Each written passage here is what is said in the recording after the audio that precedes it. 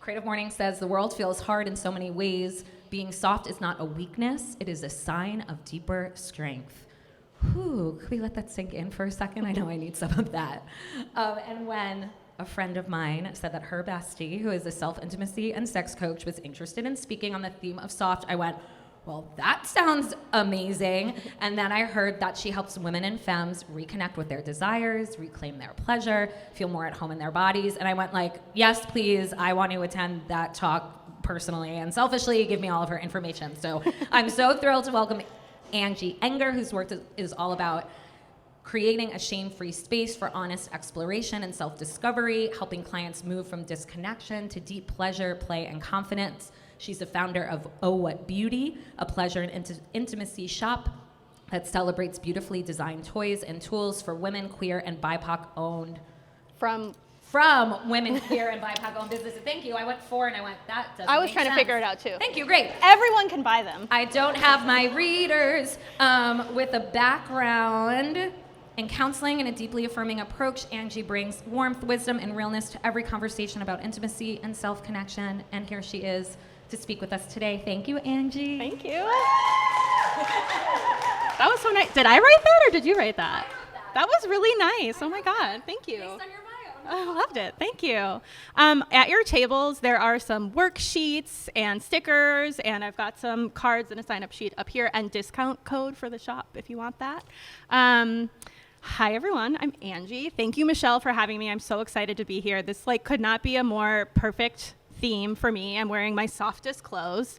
And as Michelle said, I'm a self-intimacy coach, which means that I have the great honor of bringing people home to themselves as my job, as my full-time job.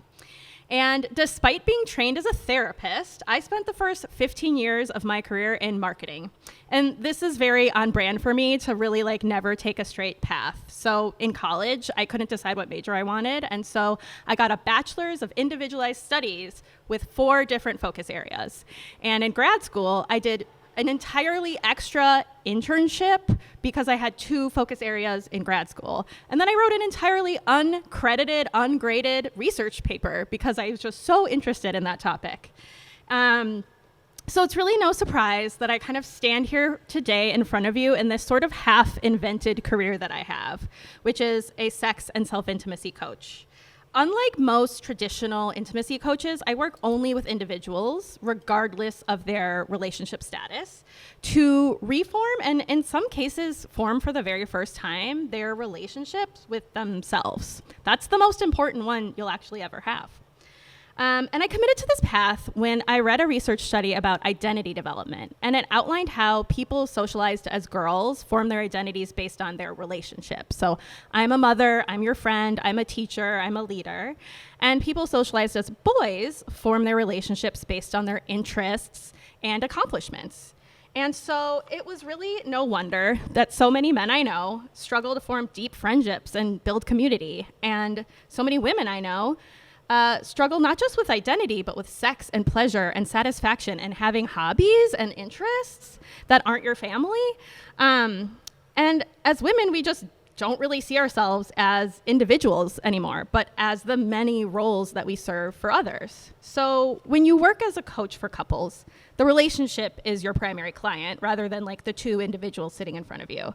And to be clear, couples work is incredibly important. The vast majority of my partnered clients actually are in some sort of couples therapy, couples coaching, in addition to working with me, because they would really want the opportunity to consider their own selves outside of the context of their relationship. And it's hard to think about your own needs and desires and interests when you're also concerned with your partner's needs and desires and interests. Fair enough. And if you've worked with a coach or a therapist before, then you know that we love an adage. We love a little catchphrase. And I'm always telling folks to slow down and float like water, and that both things can be true. Shout out to my friend Natalie who taught me that one. And that small change is big change. And in preparation for this event, I decided to do an experiment. I decided to live softly for a day, and that living softly would be a purely intuitive action based on my felt senses. It's not a thing that we know what that means. And at this point, you might be thinking, that's so cute. What a nice idea. Have you noticed how hard it is out there? And I did have that thought. And as a deeply feeling human who has a really strong internal compass for justice and liberation and human suffering, it seemed almost laughable that I would stand here and tell you all to soften in the face of so much hardness. And this forced me to do something that I think all humans universally hate. I had to take my own advice. I think therapists and coaches hate this the most. It's like how doctors are the worst patients. I thought about what I would tell a client who was struggling to sort of flip into this mindset of softness when I felt really resistant to that. And I would tell them, to meet their barriers and blocks with flexibility and take a deep breath and focus on their sensation to guide them forward. This was a real test. Like, are the things I'm saying like totally bullshit, or like can they be helpful? And has anyone ever been in therapy or like a leadership retreat or yoga or something and been asked, where do you feel that in your body, and been like utterly baffled by how to answer that question? Like, it can't just be me who's like, what the does that mean? So great news. I'm halfway through an embodied intimacy coaching certification, and finally I'm starting to understand how to answer that question. It's not our fault. Everything in our conditioning and socializing has wired us to try and analyze and think our way into our body, or in a lot of cases out of our body. And that's basically the antithesis of this question. Instead, you need to use your instincts and inner wisdom instead of your brain. And we don't really do that in this part of the world very well. So when I say you're light as a feather floating through a cloudless day, and then ask, where do you feel that in your body does immediately register some focus of energy, some sensation, even if for a split second. And then just as quickly, most likely, your brain starts to logic yourself out of it. No, it's not my neck. That doesn't sound right. Is it my stomach? No, I think I'm just hungry. I have no idea.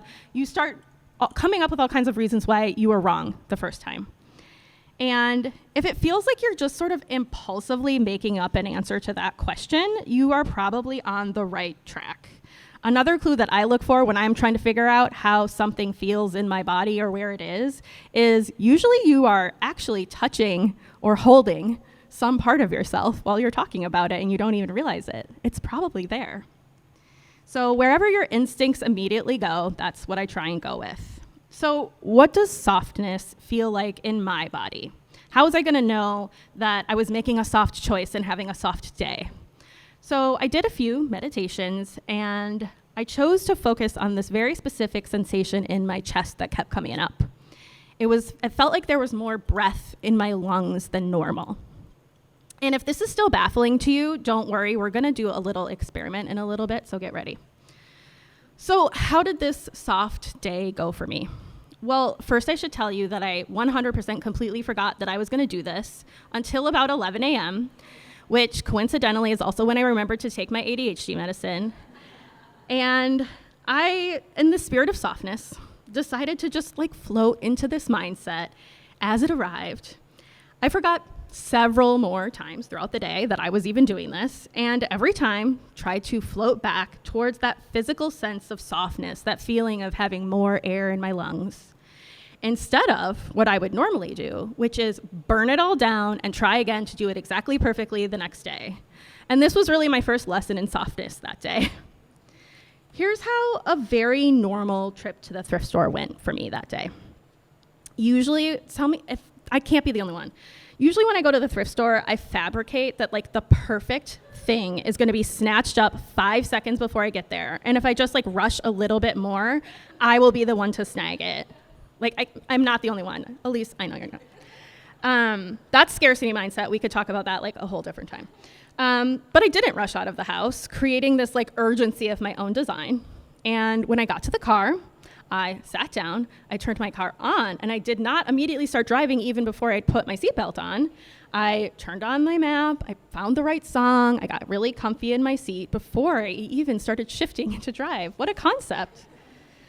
I took my time in aisles of the store that I was interested in and drifted away when I was no longer engaged. Typically, I would scour the shelves from top to bottom, convinced that there was like a treasure hidden just for me that I had to find.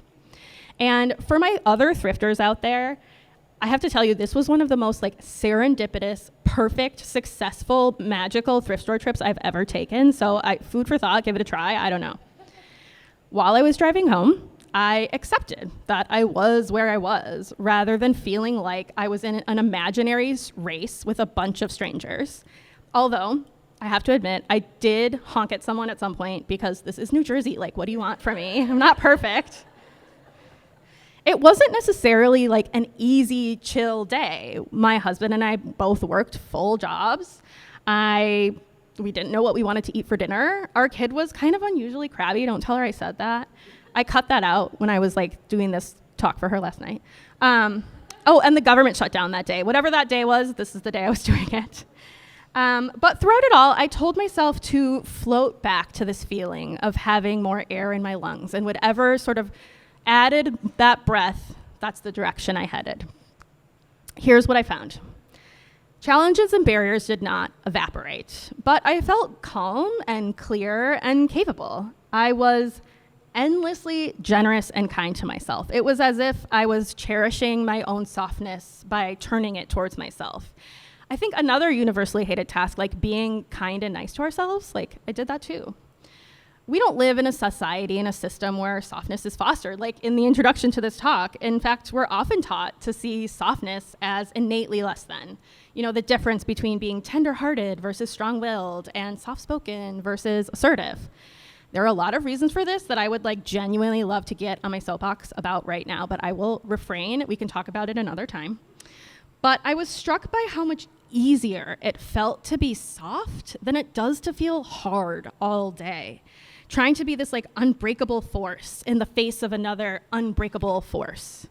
Softness is flexible. It's light in its weight and it's glowing in its sight. It allows for adaptation, which ultimately gives it enormous strength. A few other findings from my soft day. Coffee feels hard and tea feels soft. Spoiler alert, social media feels hard. I put it down every time I picked it up that day. That's no surprise. But the crossword felt soft. Snuggling with my kid felt soft, but getting her to brush her teeth still felt hard. Fall weather is deliciously soft. Oh my God. Now, this is not to say that things can be easily categorized into soft and hard feeling things, and if we just got rid of all the things that harden us and replace them with things that soften in our bodies, that we will live in bliss. The unfortunate truth is that we can't control our environment and our circumstances most of the time. We can't control that we live in a time of polycrisis. We can't control that we know the word polycrisis now. If we could, we probably wouldn't need coaches and therapists, and honestly, that would be delightful. So how can we all welcome softness in, no matter how fucked up the world around us is? One way is by creating your internal world to hold both things. My coaching practice isn't about replacing all your bad thoughts with good thoughts. That would be impossible. And I would never say that you can create a fluffy cloudscape in your mind that's going to keep you immune to watching the news. I wish, right? Oh my God, I just like had a thought of like, I wish that was so true. But the world can be profoundly beautiful and exceptionally cruel all in the same millisecond. So here are 3 things that you can try today to embrace a little softness in these very hard times. Number 1, yes, and. We contain multitudes, and both things can be true.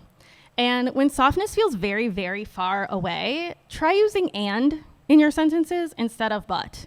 Maybe it's garbage day in the city and it smells horrible while you're walking to go get your lunch. Well, it smells bad, and I'm grateful to work in this vibrant city. 2, follow what feels good. This sounds simple. It is not easy. This is really hard for most of us. I actually have what I call a pleasure list on my phone, and it's a list of very, very simple things that bring me pleasure, things that I simply enjoy. And even for me, a person who coaches people for a living to feel more pleasure has to have a list on my phone for when I'm too crabby to think straight. The things on there are things like drink tea, light the candles in the kitchen, go stick your face in the sun and breathe. It might sound silly, but having a list like this can actually eliminate that barrier to making one teeny tiny change, and that can be the hardest part and make the biggest difference. And 3, not a one-day task, unfortunately. Create your internal soft space. What does it feel like in your body to soften? What does it look like in your mind? What does it smell like, sound like? Don't think too hard about it. Start with the first thing that comes to mind and let yourself expand on it from there. Now, I told you earlier that we were going to do an experiment. So let's get you started in creating a soft space. We're going to do a brief visualization meditation. And if that is not something that appeals or interests you, we're going to try it on, as I like to say to my clients.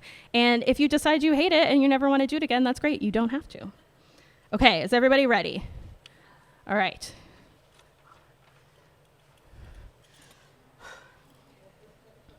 All right. Settle into a posture that feels comfortable for you. You've been all sitting for a minute now, so you might need to shift a little bit. And if standing feels better for you, you can do that too. Go stand off over here. Let your arms rest wherever they feel most comfortable and lower your gaze down or close your eyes. Release your shoulders from your ears and unclench your jaw, making sure there's a little space between your teeth. Now bring your attention to your breath. Notice its natural, unforced rhythm, the gentle rise and fall, the subtle ebb and flow. As you inhale, imagine your breath traveling from your feet upwards like a soft current moving along your spine.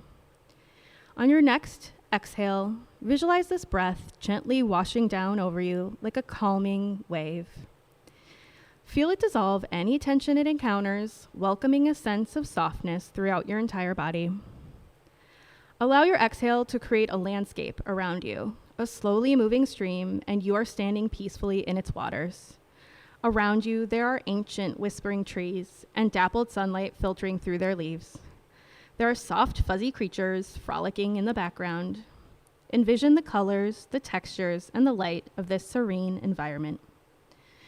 With your next inhale, feel the cool, refreshing stream gently flowing past your ankles.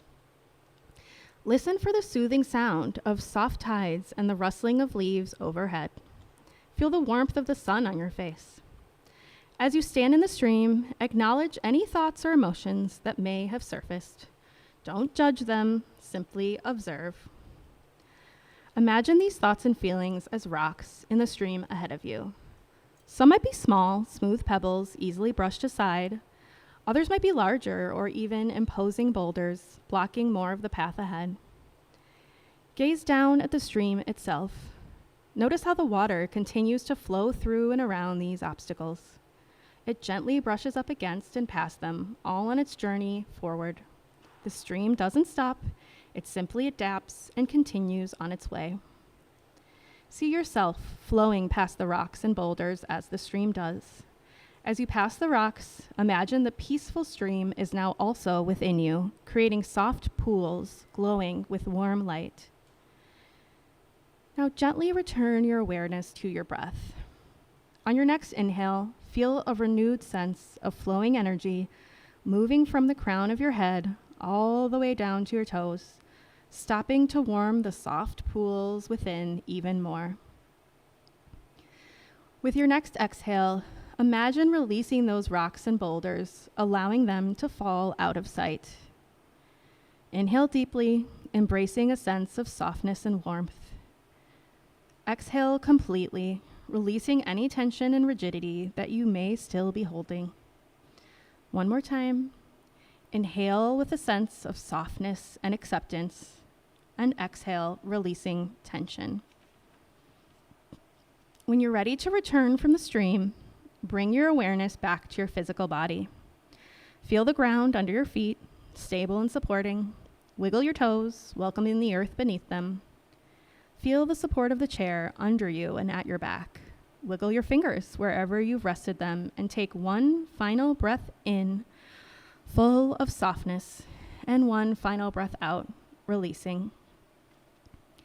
As you flutter your eyes open, make a note of those warm pools you created.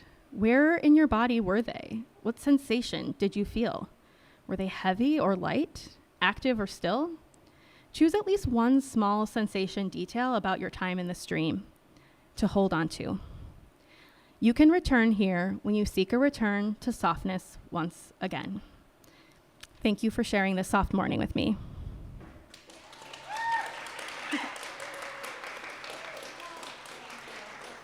I wasn't looking at you, so I hope I didn't go over. No, I was about to give you 5 minutes. Oh, You were perfect. You were perfect. What I love about Creative Mornings is that they always they tell us like you need to leave time for Q&A after every speaker, because I'm making a pleasure list on my phone like I'll show you mine. right now. It's so easy. And I love this. And just going through the rest of the day with I'm choosing soft is like so tangible and helpful. So thank you. Angie obviously has a wealth of knowledge, experience. So I'm going to pass the mic to anyone who has a question. We have like 10, 15 minutes for questions. So who wants to go first? I know it's scary. I'll bring the mic over if it stretches. Yes. Thanks. Yeah, thank you for that. That was awesome. I never thought about how I relate to the word soft, but it brought up a lot of things, like even from childhood and like being called soft and like what that meant versus the exercise we just did, which felt nice. I just wanted to learn a little bit more about the work you do. So I know that like you talked on softness, but just what do you find when, in terms of like intimacy coach, like what are some of the big barriers that you see when you work with people? Yeah. Good question. Yeah, so I am a self-intimacy coach, and so I do one-on-one coaching, groups, events, things like that. But most people who come to me are people who are either in a long-term relationship and very disinterested in sex and feeling a lot of guilt about that, and just like, I can't do this anymore for my relationship, help me figure it out and like get in the mood. And it's funny, either people come in wanting to talk about sex and then we talk about everything else, or they come in wanting to talk about like, I just don't feel like myself anymore. I feel lost. I feel like, who am I? What is this? You know, like really lost. And then we talk about sex. So, yeah, that's definitely the most common thing that people come in with, and really grappling with like, I don't know who I am anymore. Like, I know that I'm a good partner, and we all have rich relationships, no matter what your sort of relationship status is. And so feeling that real lost sense is something that people come to me for. I do a lot of work actually around personal values. That's the first thing that we do, because people are kind of hung up on like, I don't know the right answer, I don't know the right label, and I'm like, well, your personal value is autonomy, so let's actually root to that instead. That's really valuable work. If anyone's kind of feeling like, well, you could try starting there. And a lot of our things that we kind of get stuck in are habits. Like, they're kind of just habits. So like, you know, when you see your partner and they kiss you and you turn away, like, it's almost an ingrained habit more than it is reflective of how you actually feel about them. And so unpacking those as habits rather than these like big, scary, awful things can be really helpful too. Does that answer your question? Yeah, amazing. Who's next? Question for Angie. Yes, Mila.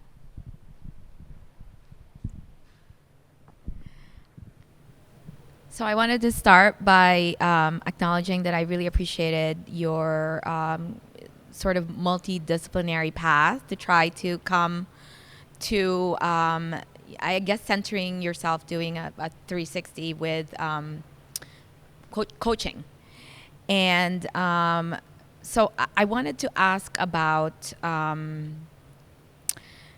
guess, to me, that answer that you gave, I guess, leans more on sort of your identity and trying to figure out, I guess, where you are in the stage of your life. How do you, I know you talked about personal values, like how do you, I guess, tie that in? Yeah, how do you tie it in when you work with clients? Yeah, good question. I should also say that I do a lot of embodiment work. That's another thing that ties in with the values as well. So just the mind-body connection of like, how does that feel? Like we spend most of our time like trying to get out of our bodies and run as far away from them as possible. And so that is another, like sort of helping people understand that they do have an inner wisdom and that you can just trust your instincts. And the values work kind of goes with that too, where like, I sometimes will repeat back people's values to them and they're like, how did you know that about me? I'm like, well, you just said it, you know? But that sense of like, does this feel right for you in your body is so much more valuable, I think, than we give it credit for, especially in this society. You know, I'm talking to people often about their relationships and they're like, well, my partner said that I did something wrong. And I'm like, do you feel like your values are this? Do you feel like you followed your values? Well, yeah. Does it feel right? Yeah. Okay. Well, I don't think you really did something wrong, right? And so I think that a lot of my work, and all coaches and therapists do this, is the stories we tell ourselves about who we are. And so rewriting those stories, instead of saying like, I'm trying to think, I recently had a client who's really struggling with transitioning from non-monogamy back to monogamy. And they're struggling with telling their friends I'm monogamous now. And I was like, well, the story is actually, I'm prioritizing myself. I'm going to put myself as the primary relationship now, and I'm prioritizing rest. And so we kind of get caught up in these labels instead of the story of what's actually happening. So I would say like clock those stories. Like something happens in your life, and most things are neutral. It's like a neutral experience. Like I burned myself with coffee, let's say. I didn't, whoever made the coffee, but let's say I did. I burned myself drinking coffee. I could immediately think, I'm such an idiot. God, that's going to hurt. I can't, my taste buds are all messed up, right? Or you could say like, oh, I drank that coffee too soon. Like what story you tell yourself about who you are and the world around you informs how you feel about it. And so shifting those stories, even in the smallest way, can really bring things back into a clearer focus and eliminate the distress that we put on ourselves. Like, we love making up stories that make us the villain or the victim, and it's not necessary. Another thing I'll say, this is not what you asked, but I'm going to say it anyway. One of my favorite little adages is that your brain is lying to you. And this is great for parenting also, by the way. Like, we taught our daughter this when she started having nightmares, and it totally worked. Our brains, all of our brains are wired for safety. They are not wired for you to be happy. They don't care if you're happy. They want you to be safe.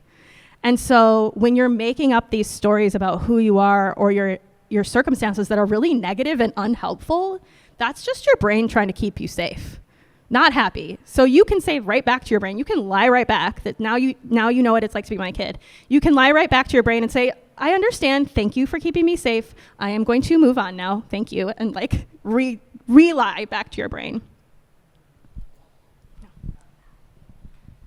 We got some more time. Who else has a question? Yes, Elise. Hello. I know that you, just because I've read a lot of your content and obviously watched other workshops and things, that you talk a lot about abundance mindset versus scarcity mindset. And I'm wondering if that sort of, well, if you could unpack that a little bit, but also talk about how, I'm curious if that sort of mindset came up for you as you were trying to live a soft day, and if like looking for abundance was part of that, or like how you navigated like getting back to softness, and does that have a relationship with abundance?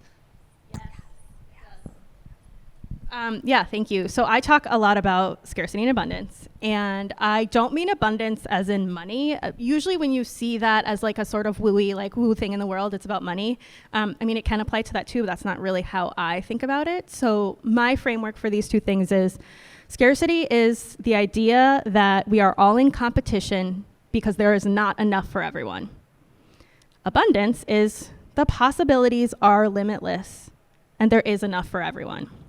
Now, there are real practical factors here, right? Like, there is not enough of things for everyone. But in our day-to-day life, that idea can really drive the choices that we're making. And it can create this sense of, like, competition and urgency and crisis that does not have to be there. And so one of the things I will ask clients or myself, like when I was doing this exercise and I was like starting to creep back into my little scarcity mindset, especially at the thrift store, because that really like activates something for me, as you can see.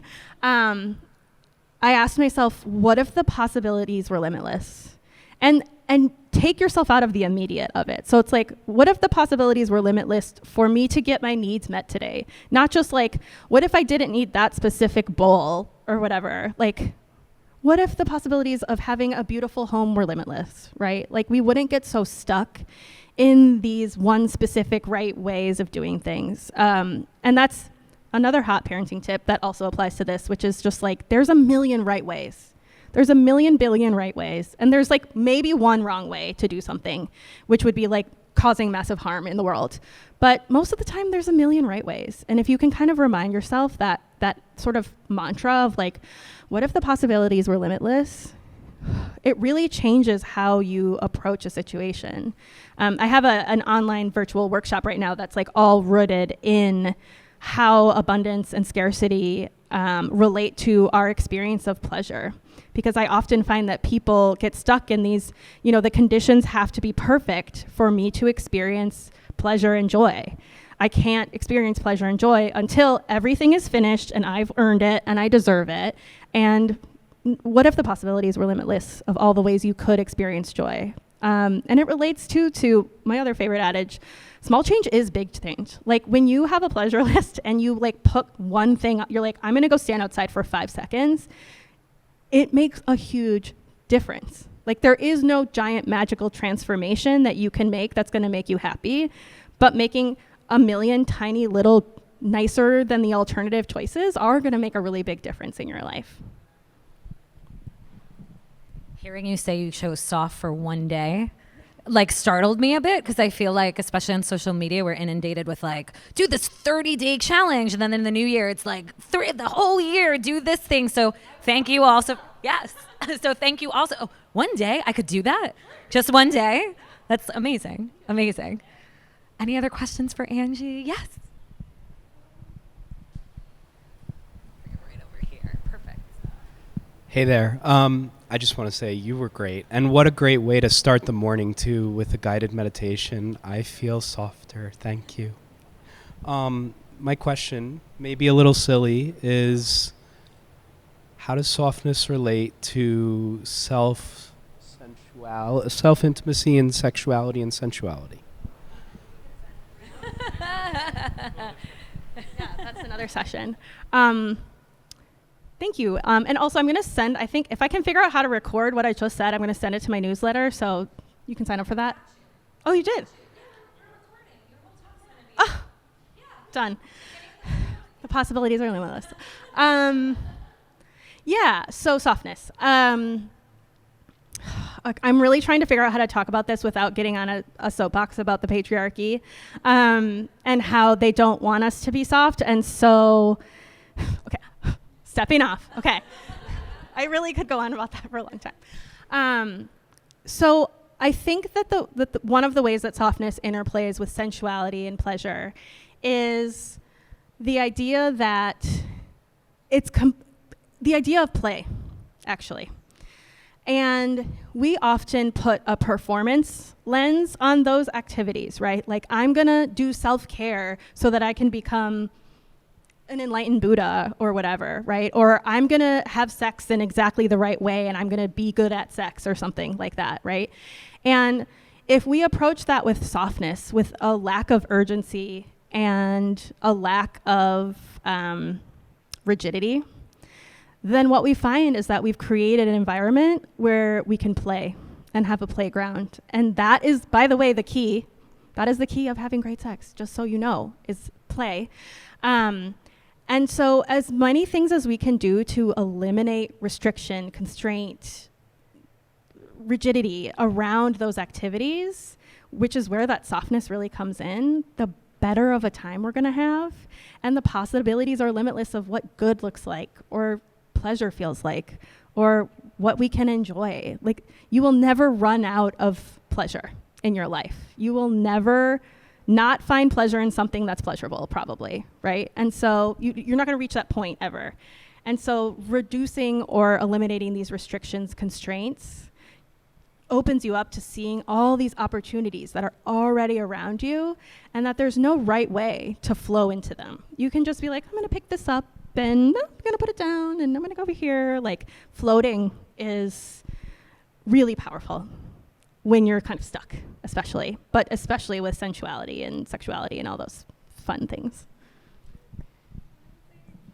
We have time for one more, if anyone has. I have a quick question. Where do you like to go thrifting? Oh my God, okay.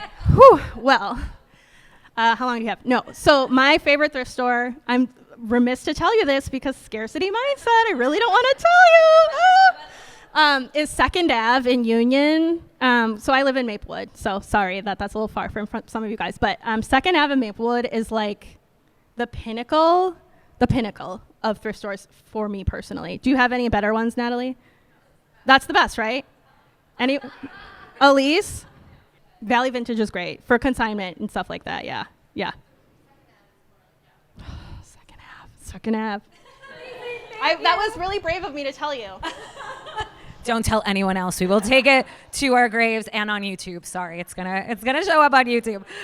Angie, thank you so much. Let's have another huge round of applause for Angie. Thank you. Everyone make sure, grab her cards. There's a discount card here, a newsletter sign up as soon as I release you in 5-ish minutes.